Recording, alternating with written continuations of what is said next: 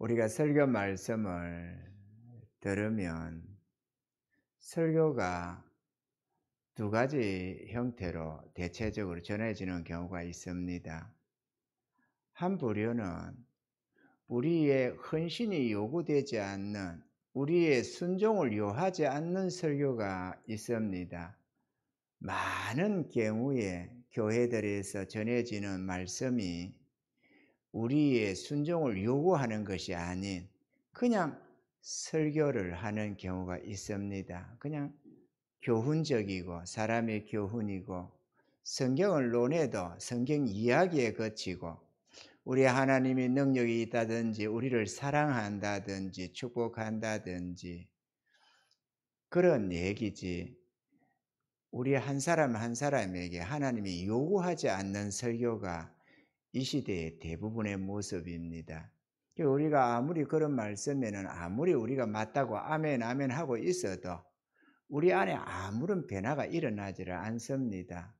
하나님이 요구하지 않기 때문에, 요구되는 것이 없었기 때문에 우리도 순종이 필요가 없어지는 거죠. 아무렇게나 1년을 신앙생활을 해도 아무런 결과도 없지만 또 양심의 가책이 되는 것도 아니고 갈등이 일어나는 것도 아닙니다.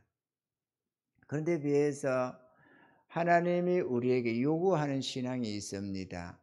그 요구되는 신앙은 반드시 그 설교 속에서 하나님이 우리에게 요청하는 게 있습니다. 하나님이 말장난하라고 우리에게 재미있게 그냥 시간 때우라고 주는 말씀은 안 할 것 아니에요, 하나님. 그죠? 성경에 하나님이 뭐라고 우리에게 우리 비유 맞춰서 그냥 듣기 좋으라고 이야기해 주고 무슨 연속극 들으면은 드라마 보면서 우리가 갈등을 안 느끼잖아요. 아무리 동의가 되거든 안 되든 간에 갈등이 안 생기는 겁니다. 그만 재미있게 들으면 되는 거고 보면 되는 거니까. 근데 하나님은 우리에게 당신의 길을 나타내시고 우리에게 순종을 요구하는 생명길로 가라고 하는 것이기 때문에, 주님이 나를 따라오라고 하는 것이기 때문에 끊임없이 지시하는 것이 있습니다. 그 지시가 우리가 순종할 때는 너무 좋습니다. 그게 귀한 헌신이고 아름다운 믿음을 요구하면 할수록, 우리가 그것에 순종하면 할수록 영혼의 기쁨이 넘쳐나게 됩니다. 그 말씀을 듣는 자도 전하는 자도 말이죠. 그런데 우리가 그 말씀을 배반하고 거역하고 버티고 있으면 그게 점점 내게 충격으로 와닿으면서 양심의 가책을 일으키고 분노를 일으키고 갈등을 일으키고 여러 가지 형태로 나타납니다. 그러니까 어떤 말씀을 들으면서 여러분이 찔림이 있다든지 갈등이 생기면 그거를 우리는 일반적으로 나를 중심으로 해서 생각하다 보니까 내 중심에서 목사님이 지나치다 이렇게 생각을 하는 겁니다. 그런데 목사가 지나치기를 바라지 말고 여러분이 잘못됐다는 것을 기억해야 됩니다. 아멘이죠? 잘못된 겁니다. 잘못돼서 갈등이 오는 거지 잘 됐는데 갈등이 왜 옵니까? 잘못되니까. 설령 나는 괜찮은데 다른 누군가가 저 말씀이 걸림이 되겠다, 그래서 나는 저게 좀 싫다라고 한다고 해도 자신은 그렇게 생각할지 모르지만 거기에 자기도 동의가 돼서 그래요. 자기도 온전히 안 되니까 왠지 모르게 동의가 돼서, 그런데 나는 내가 거역한다는 생각을 안 하고 누가 어떻게 돼서 이게 안 좋다 이렇게 생각이 되는 거죠. 오늘 날 시간은 죽게 된 야곱에게 생명을 길을 열어주신 것이 난예배 설교였습니다. 우리가 개인의 멸망에서 벗어나는 것도 베델의 하나님께로 나아가서 단을 쌓는 것이고, 또 우리가 우리 삶에 닥친 이런저런 환난 풍파를 피하는 길도 베델의 하나님께로 나아가서 제단을 쌓는 것입니다. 아멘이죠? 근데 제단을 쌓으려면 첫째는 우상을 버려야 된다는 것입니다. 또 우상의 숭배적인 그런 이런저런 지식에 가지고 있는 우리의 믿음들을 버려버려야 된다는 것입니다. 그리고 정결하게 우리 마음을 정결하게 하고 새로운 마음으로 새로운 행실로 하나님 앞으로 나아가야 된다는 것입니다. 할렐루야. 그렇게 해서 우리가 하나님 앞에 제단을 쌓아 나가면 하나님께서 모든 위경에서 건지시되 구원함을 주시고 이런저런 우리에게 닥친 여러 가지 위경에서 우리를 건져주시고 승리 있게 해준다는 약속입니다. 할렐루야. 이 약속은 믿음으로 받아서 누려야만 됩니다. 은혜가 있으시기를 바랍니다. 그리고 지금은 여러분이 안 걸릴지 몰라도 언젠가 어떤 형태로든 여러분이 걸리면 그거는 여러분에게 문제가 있다는 증거입니다. 문제가 없는 사람은 전혀 안 걸립니다. 그러니까 내게 뭔가 갈등이 생기는 요소는 내 안에 좀 뭔가 부족함이 있다든지 문제가 있어서 그렇습니다. 그걸 목사 탓으로 자꾸 돌리려고 하지 말고 자기가 잘못된 게 뭔지를 분별하시기 바랍니다. 할렐루야. 오늘 저녁은 치유의 문제입니다. 하나님께서 오늘 이 밤 이 말씀을 통해서 우리에게 주시는 이 치유의 말씀을 여러분이 받으셔서 지금의 가진 질병이 있으면 이 말씀이 여러분에게 고침이 받는 그런 축복의 말씀이 되기를 바라고, 또 지금 건강해도 앞으로 어떤 문제가 닥칠 때 이 말씀을 붙들고 승리하시기를 주님을 축원합니다. 예루살렘 양문계 때 베데스다라는 연못이 있었습니다. 거기 행각 5이 있었고 그 안에 수많은 병자들이 모여 있었다고 합니다.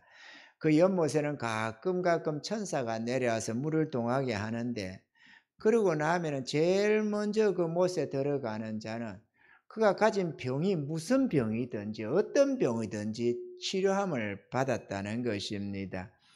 그러다 보니까 그곳에 수많은 사람들이 몰려들었습니다. 전국에서 수시로 일어나는 치유는 아니지만 그래도 사람이 병이 들면 얼마나 절망스럽습니까?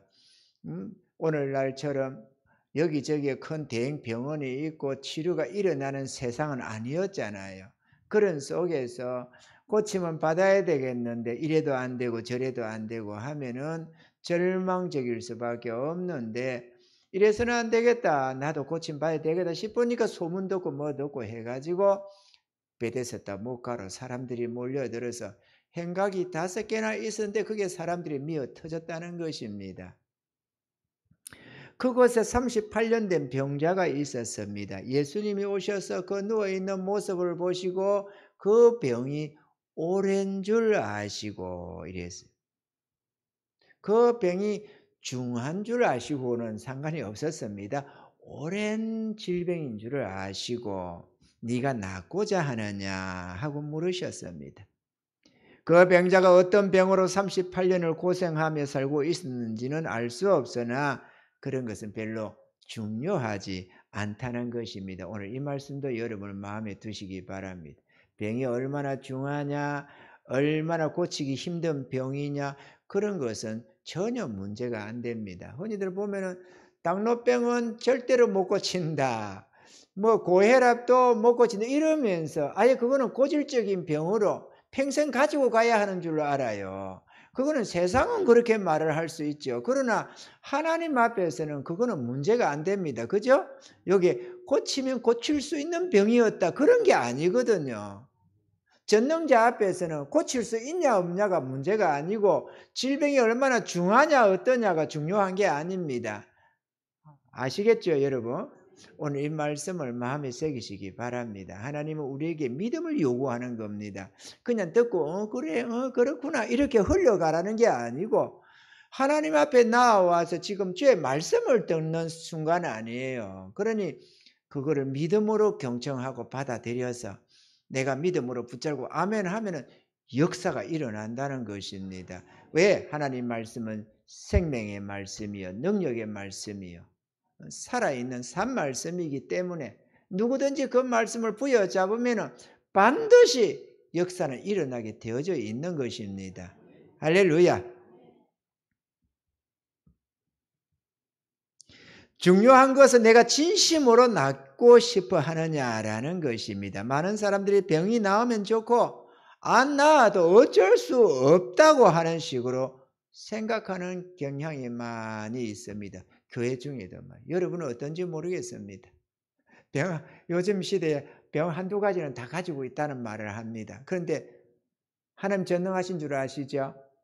그런데 기도하고 나으면 좋죠? 안 나도 어쩔 수 없죠? 이게 문제라는 거죠.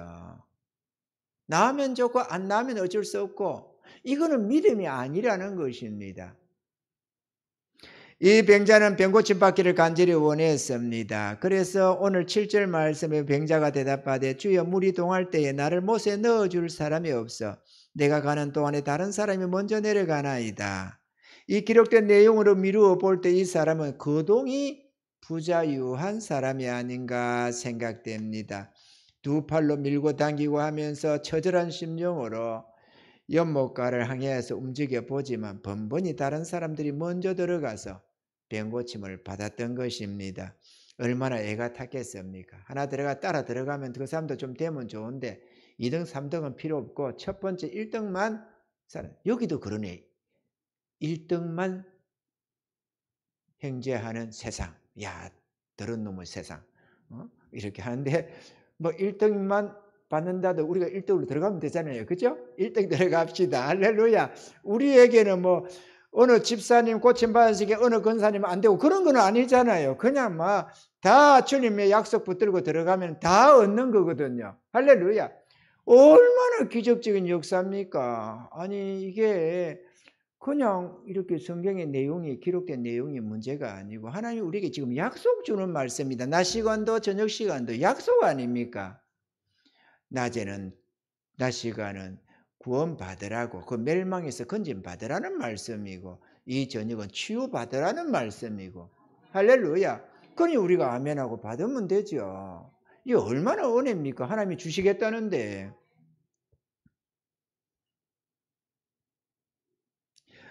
그러니 얼마나 이 사람은 애가 탑니까? 누군가가 옆에서 부축하여 재빨리 못에 넣어주면 좋겠는데 천사가 언제 물을 동할지도 알 수가 없고 함께 준비하고 기다려줄 사람이 또 어디 있겠습니까? 할 일이 없어서 언젠지 모르는 천사가 내려올 때를 마냥 기다리고 누가 같이 베데스다 못가에서 기다려 주겠느냐 그거죠. 그러니 이 사람이 애가 탔던가 봅니다. 자그마치 38년 된 병자입니다. 인생이 70이고 강건하면 80이라고 했는데 38년이니까 절반 이상을 이 질병으로 고통했던 사람입니다. 그런 병자에게 찾아오신 주님은 그의 간절한 염원을 보시고는 연못에 물을 동하게 하는 것도 없이 일어나 내 자리를 들고 걸어가라 말씀하십니다. 그러자 병대로 움직이지 않던 이 몸이 힘이 생기고 일어날 수가 있었던 것입니다. 할렐루야.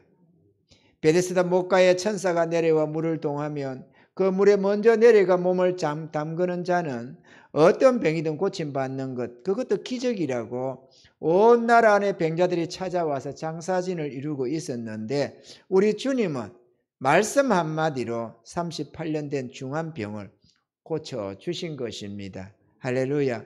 지금 이 순간에도 지구촌 어딘가에서는 이 같은 역사가 매 순간 일어나고 있음을 믿으시기를 바랍니다. 주님 앞에서는 병세가 얼마나 깊은지 나을 수 있는 병인지 아닌지는 중요하지 않습니다. 중요한 것은 정말 내가 낫기를 원하느냐라는 것입니다. 누구면 자신의 병이 낫고 싶지 않은 이가 있겠습니까? 하지만은 막연한 소원은 믿음이 아닌 것입니다. 우리는 오늘 이 말씀에서 세 가지 중요한 사실을 살펴보면서 은혜 받기를 원합니다. 첫째, 네가 낫고자 하느냐. 마태복음 20장 29절로 34절에 저희가 여리고에서 떠나갈 때 큰 무리가 예수를 쫓더라. 소경들이 길가에 앉았다가 예수께서 지나가신다 함을 듣고 소리질러 가로되 주여 우리를 불쌍히 여기소서 다윗의 자손이여 하니 무리가 꾸짖어 잠잠하라 하되 더욱 소리질러 가로되 주여 우리를 불쌍히 여기소서 다윗의 자손이여 하는지라. 예수께서 머물러서 저희를 불러 가라사대 너희에게 무엇을 하여 주기를 원하느냐. 가로되 주여 우리 눈뜨기를 원하나이다. 예수께서 민망히 여기서 저희 눈을 만지시니 곧 보게 되어 저희가 예수를 쫓으니라. 여기서도 무엇을 하여 주기를 원하느냐는 것이. 그냥 소원은 간절한 소원이 없는데 주님 은혜 주세요. 주님 은혜 주세요. 이렇게 입에서 말이 나온다고 그렇게 생각이 나온다고 해서 치유를 주는 것은 아니라는 거죠. 그러면 예수 믿는 사람은 아픈 사람이 하나도 없어야 되는 겁니다. 하나님은 이 자연의 섭리를 다 무시하고 나를 믿는 자는 모두 다 어떤 병이든 다 고쳐주고 건강하게 하고 모두가 가난해서 건져서 잘 살게 하고 모두가 떵떵거리고 할렐루야 하게끔 그래야 하는 것이 하나님 뜻이 아닌 겁니다. 하나님은 우리의 믿음을 요구한다는 것입니다. 믿음이 요구돼서 믿음이 있어야 자기 주를 주로 인정하고 주님을 믿고 따르고 순종하며 나아갈 수 있기 때문에 그래서 주의 뜻을 이루어갈 수 있기 때문에 그래서 그가 영원한 천국과 칭찬과 상급을 받을 수 있기 때문에 하나님은 막연한 신앙이 아니라 하나님에 대한 신뢰를 가지고 주님을 따르기를 원한다는 것입니다. 자기 하나님을 믿으라는 것입니다. 아멘이죠. 주님은 우리에게 무엇을 하여 주기를 원하느냐 혹은 내가 병낫기를 원하느냐라는 것을 우리의 의지를 확인하십니다. 왜냐하면 간절한 소원을 가지고 구하는 자에게 은혜 베푸시기를 원하기 때문에 그렇습니다. 할렐루야. 너희가 얻지 못하면 구하지 아니하며라고 우리 하나님이 분명하게 못을 박아놨습니다. 얻지 못하면 구하지 아니합니다. 그 얻지 못함이 때로는 물질도 있고 건강도 있고 다양한 게 있지 않겠어요? 다양한 것들이 우리 안에 있습니다. 소원하는 것들. 때로는 성화의 어떤 것이 목표가 있을 수 있고 문제는 그걸 내가 진짜 소원하며 은혜 있기를 원하느냐라는 것입니다. 이게 중요합니다. 기도 안 하는 분들 왜 안 하는 줄 아십니까? 그 원함이 없어서 그래요. 소원이 없으니까 그냥 교회 나와서 기도하자니까 형식적이잖아요. 그냥 와서 건성건성 가만히 있어도 내가 뭐 구할까? 뭐 장사가 좀 잘 되게 해주세요 하나님. 또 좀 내 좀 몸이 좀 안 좋으니까 건강 좀 주세요 하나님. 이러고 그냥 가는 겁니다. 기도하고 그냥 몇 마디 해놓고는 가버리는 거예요. 주든지 안 주든지 그거는 관계가 없어요. 나는 기도했다 이거예요. 나는 기도했다. 받겠다고 오는 게 아니고 내가 구해서 받아야 되겠다고 소원을 삼고 나오는 게 아니고 기도하자니까 그냥 오는 겁니다. 와가지고는 그냥 하는 거예요. 몇 마디 하고 가버리는 겁니다. 소원이 없어요. 소원이. 그러니 주면 잘 됐다고 이러고 아이고 다행이다 이러고 말이에요. 뭐 순간순간 할렐루야 해보지만 며칠 지나가면은 그냥 믿음은 오대간데 없어지고 또 구할 생각 안 하고 하나님이 성령으로 감동을 주면 좀 기도하지만 감동 안 주면 그냥 때려쳐버리고 이거는 말이 소원이 아니죠. 소원은요 감동을 주든 안 주든 관계없습니다. 감동을 주든 안 주든 감동이 되면 간절하게 더 강력하게 기도가 되겠지만 성령이 강하게 붙잡아주면 강력한 믿음으로 기도하게 되지만 안 붙잡아주면 그게 잘 안 되기는 합니다. 안 되기는 해요. 아무리 영적인 삶을 살아도 언제나 성령 충만하면 되는 게 아니거든요. 그 왜 그러느냐? 하나님이 수시로 때때로 우리에게서 성령이 충만한 은혜를 제해버리고 우리의 중심을 살피기를 원하는 겁니다. 다윗이 하나님 앞에 합한 자로서 일생 동안 하나님이 기뻐하시고 저와 함께 했다지만 때를 따라 다윗에게도 하나님의 성령이 싹 떠나면서 그의 중심을 살피기를 원했다는 것입니다. 그래가지고 교만해져가지고 하나님 앞에서 백성들 계수하다가 엄청난 숫자가 죽어나갔다는 거 여러분 기록하고 있잖아요. 그것을 한편으로는 사단이가 시험했다고 그래요. 그 속에 하나님이 테스트 했는데 그게 사단도 함께 했다는 겁니다. 그 우리 하나님께서 언제나 은혜 충만하게 기도 영을 쏟아부어 주시면 내가 하는 줄 알아요. 내가 기도하는 줄. 근데 내 기도가 아니고 성령에 붙잡혀서 하는 기도인데 때로는 하나님이 그걸 제해 주시고 진짜 내가 나를 믿느냐 진짜 소원이 있느냐고 묻는 겁니다. 그때는 기도가 나오지를 않아요. 기도가 안 나와져요. 메마른 탄식밖에 안 나옵니다. 그러면 탄식이 되고 기도가 안 나오면 기도를 때려치웁니까? 소원이 없으면 그냥 때려치우죠. 그거를 아이고 뭐 재미도 없고 뭐도 없고 이러니까 내 중심의 생각이. 그러나 간절히 받기를 소원하면은 그냥 둘 수가 없잖아요. 여러분 직장 생활을 하는데 요즘에 직장 구하기 어려운 시대다 보니까 직장에서 그만두게 하고 뭐를 쪼아대고 난리를 지어서 자존심이 상할 대로 상하고 고통스러워도 직장 쉽게 던집니까? 안 되죠. 왜? 거기서 재물이 나와야, 월급이 나와야 생활을 하기 때문에 그거는 어쩔 수 없이 기분 따라서 가고 자시고가 문제가 아닌데 사람이 자존심이 있지. 그 자존심에도 불구하고 개무시를 당해도 직장을 그만두지 못하는 이유는 원하는 것이 거기에 있어서 그러는 겁니다. 이해가 되십니까, 여러분? 그렇다면 하나님 앞에 원하는 것이 있으면 좀 마음에 감동이 안 온다고 때려치우지는 않을 것 아니에요. 간절히 기도하지.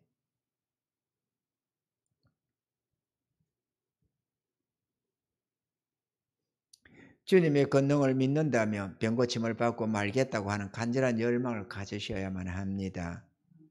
주님이 말씀하시면 당장이라도 고침받을 수 있기에 막연한 기다림으로 세월을 보내는 것은 바른 믿음이 아닌 것입니다. 고쳐달라고 지금 고쳐달라고 기도하며 몸부림칠 때 기적의 역사가 일어나는 것입니다. 할렐루야. 주님은 우리의 병을 고쳐주실 능력이 있으시고 또한 고쳐주시기를 원한다는 사실을 믿으시기를 바랍니다. 하나님은 자신을 일컬어 여호와로라 여호와로라 자비롭고 은혜롭고 노하기를 더디하고 인자와 진실이 많은 하나님이로라 그랬습니다. 자비롭고 은혜롭고 노하기를 더디하시고 인자와 진실이 많은 하나님, 그 자비롭고 은혜로우신 하나님이 당신의 자녀들이 간절히 믿고 구하는 그 기도를 배척하겠느냐 그거죠. 구하는 자에게 거절치 말라고 하신 하나님께서 무엇인지 원한 대로 구하라 그리하면 이루리라 말씀하셨는데 주의 약속의 말씀을 믿고 간절히 구하는 자에게 은혜 베푸시기를 거절하시겠느냐 하는 것입니다. 작정하고 기도하시기 바랍니다. 정말로 병 낫기를 원한다면 작정하고 기도하셔야 합니다. 그래야만 하나님이 도우시는 기적의 역사를 누구나 경험하게 되는 것입니다. 할렐루야. 둘째, 일어나 내 자리를 들고 걸어가라입니다. 우리가 질병으로 헛된 날들을 보내지 않으려면 하나님의 말씀에 의지해서 일어나야만 합니다.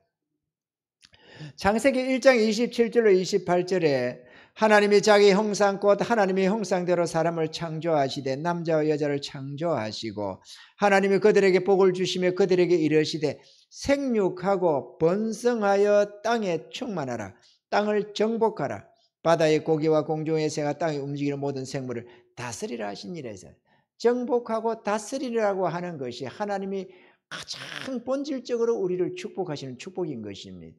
정복하고 다스리는 것. 그런데 내게 찾아온 별 볼일 없는 질병에 내가 정복을 당하고 골골거리고 사는 것이 그게 정복하고 다스리는 인생은 아니잖아요.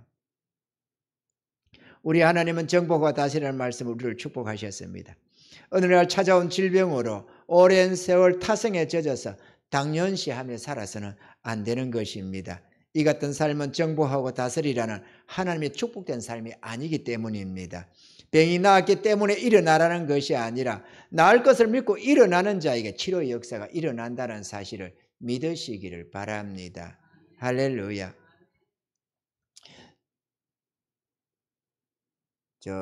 조용기 목사님의 위장병 사건 우리가 하면서 가끔 말합니다만은 목사님은 부산에서 살았는데 군부대에서 병을 얻어 죽다가 살았습니다. 그때 위장병을 가지게 되었답니다. 부산에서 자란지라 해산물을 무척 좋아했는데 회를 먹거나 젓갈을 먹으면 위장이 소화를 못 시키고 위경련을 일으켜서 죽을 것만 같았답니다. 그래서 그렇게도 좋아하는 회 종류와 젓갈을 40년 동안 먹지 못했다고 합니다. 한 번은 저 해외 집회를 마치고 숙소로 호텔로 돌아와서 기도를 하고 있는데 주님께서 말씀하시기를 너는 왜 그 위장병을 가지고 있느냐라고 하더랍니다.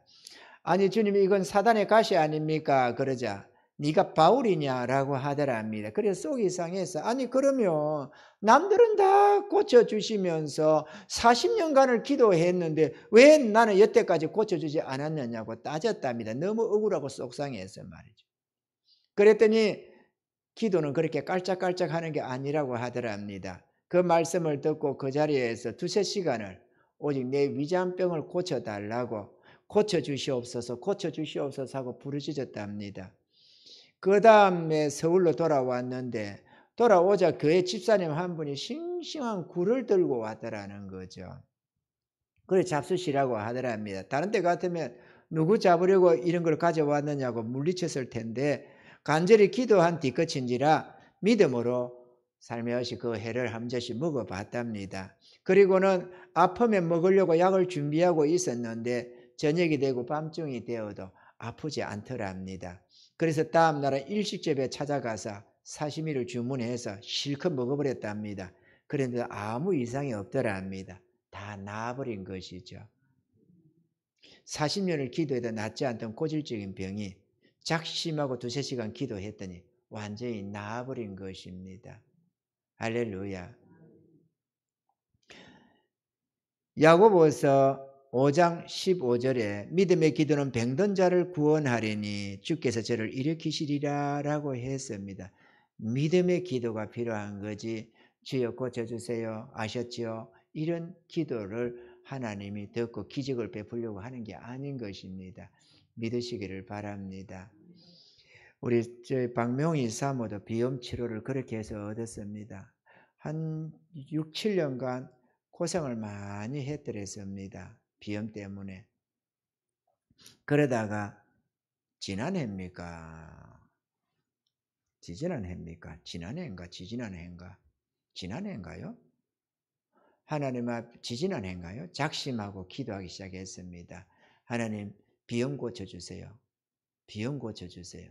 그래갖고 저도 은혜 달라고 기도를 하는 이런저런 부흥의 은혜 달라고 기도하고 작전 기도로 100일 작전 기도를 하고 있을 때 사모도 100일 철야 작전 기도를 하고 같이 했습니다. 내가 하니까 따라 하더라고. 그런데 물론 교회 부흥을 놓고도 기도하겠지만 비염 고쳐달라고 기도를 본격적으로 했습니다. 100일 작전이 끝난 뒤에 나으면 얼마나 좋습니까? 또 작전하기 끝나기 전에 나으면 할렐루야 안 됐겠어요. 그런데 안 났습니다. 안 났는데 얼마 지나지 않아서 가는 길에 어느샌가 없어져 버렸어요. 깨끗이 나버렸습니다. 그거 여러분 100일 작전 기도하기 싫어서 간절히 주님 앞에 매달리기 싫어서 안 했더라면 믿음 없이 안 했더라면 지금도 예배 드리다가 나가서 잘 때 누워서 내가 옆에서 답답할 정도로 그냥 1분에도 몇 번씩 얼마나 힘들까. 내가 듣기가 불편한 게 그게 문제가 아니에요. 저 얼마나 힘들까. 정말 저 고통 좀 나누어 가졌으면 그런 간절한 내 마음이 그랬었어요. 그거 죽을 때까지 가지고 왔을 것도 아니에요. 안 구했으면. 그 몸부림 안 쳤으면. 그러면 기도하기 싫어서 안 하면 좋습니까? 그거 달고 살 거예요? 그래가지고 비염 안 났어. 기도해도 안 났어. 이러면서 여러분 예수 믿으세요? 전능하신 하나님은 뭐든지 할 수 있습니다. 왜 그러세요? 비염이에요. 비염? 그는 기도하면 안 돼. 이건 안 났어요. 이러면서 살았을 것 아니에요. 그게 무슨 자랑이 됩니까? 자랑이 안 되지. 어느 사모님 한 분이 추워서 이 여름철에 내복을 껴입고 잔다는 거죠. 추워서 에어컨은 어림도 없고 이 더운 날에 겨울이고 여름이고 관계없이 그냥 근데 겨울은 모두가 껴입고 있으니까 좀 차라리 좀 낫는데 창피스럽지는 않는데 여름에만 껴입고 살려니까 죽겠다는 거예요. 추워서 죽겠다는 겁니다. 그 에어컨을 틀지 못하고 거기는 난방을 틀어놓고 자는 거야. 그래가지고 자기 동생이라나 누구라나 여동생이라나 뭐라 누구 보고 예수 믿어야 된다고 예수 믿으라고 하니까 아이고 뭐 하나님 계시다지만은 뭐 그거 언니도 치료도 못 받고 그러면서 뭐 낫지도 않는데 무슨 그런 소리 하니까 나 됐다고 하면서 안 한다요. 근데 그러다 보니까 무척이나 자존심 상하고 속상한다더라고. 아픈 게 영광이 됩니까? 아니 물어봅시다. 병 아파가지고 죄의 백성이라고 하면서 질병을 달고 살면은 그게 하나님께 영광이 되느냐고. 영광이 안 되잖아요. 좀 내 아프고 안 아프고가 문제가 아니고 하나님께 영광 돌리는 삶을 살아야 되잖아요, 우리는. 그러면 좀 속이 상해야지. 하나님, 이거요, 내 고생하는 거는 그렇다 치더라도 이거 하나님께 영광이 안 됩니다. 믿지 않는 사람들 앞에서. 고쳐주세요, 하나님. 고쳐주세요, 하나님.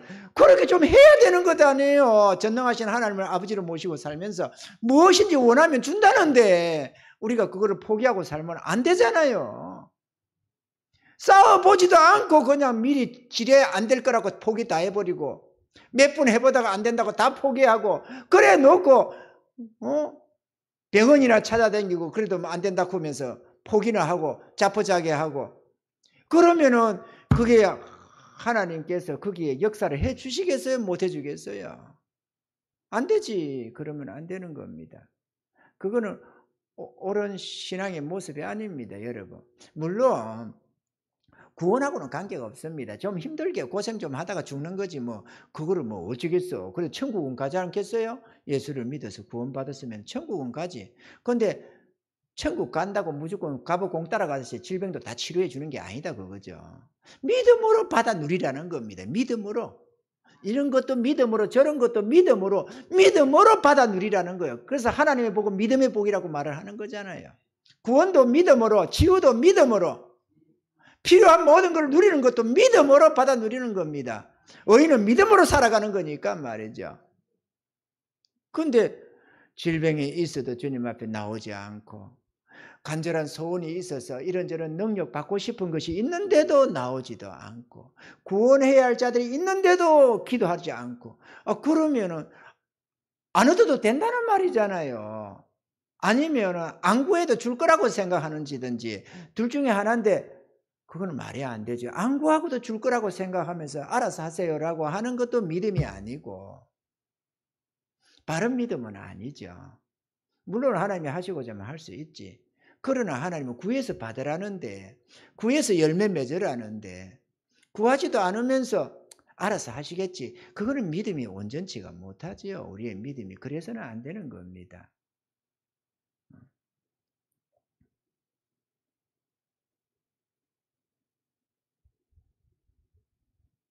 저는 어디가 아프고 뭐라 하면은 기도하다가 빨리 안 고쳐주면 속이 상해집니다.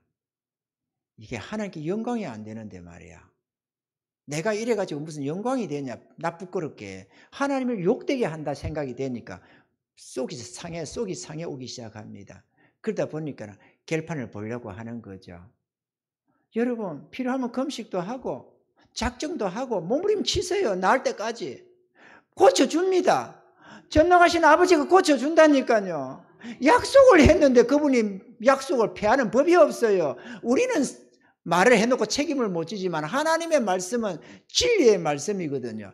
책임을 지는 말씀이기 때문에 생명의 말씀, 진리의 말씀, 우리가 그렇게 말을 하는 겁니다. 우리가 구할 때가 있는데 안 구하고 고생할 이유가 뭐 있어요? 치료받으면 되지. 여기 환자가 무슨 질병이었느냐, 얼마나 중하냐, 나을 수 있냐 없냐, 약발이 받냐 하면 그거 아무 관계가 없어요.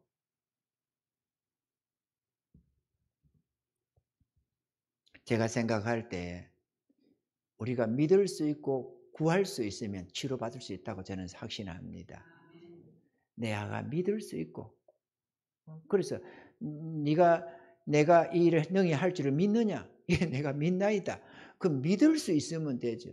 믿어지는 게 아니고 내가 이 기도하면 나을 줄로 믿습니다. 믿어지는 그거를 말하는 게 아니고 우리 하나님은 능히 고칠 수 있다는 그 믿음이면 된다 그거죠. 그리고 내가 구할 수만 있으면 되는 겁니다. 그러면 반드시 기적을 경험하는데 중요한 것은 그렇게 한번 하고 나면은 그 질병을 치유받거나 어떤 문제를 해결받거나 하는 그거로 끝나는 게 아니고 그것이 나의 믿음의 아주 강력한 바탕을 이루면서 더 크게 하나님을 향해서 더 신뢰가 생겨난다는 것입니다. 우리 하나님은 정말로 구하면 주신다고 하는 믿음이 자라기 시작하는 겁니다. 믿음은 믿음을 먹고 자랍니다, 여러분. 우리에게 요구되는 것은 내 병을 주님께 구하여 고침받고 말겠다고 하는 의지가 중요합니다. 믿고 간절히 기도하시기 바랍니다. 그리하면 겉으로 오랜 세월 여러분을 괴롭히던 그 고질적인 질병에서도 고침받아서 언제 그러냐는 듯이 건강하게 치유되는 그 기적을 맛보며 새로운 삶이 될 수가 있을 것입니다. 할렐루야. 마지막 셋째로 심한 병에 걸리지 않게 다시는 죄를 범치 말라입니다. 질병에서 고침받아 자유를 얻었으면 주님의 말씀과 뜻 안에서 제2의 인생을 살아야만 합니다. 할렐루야.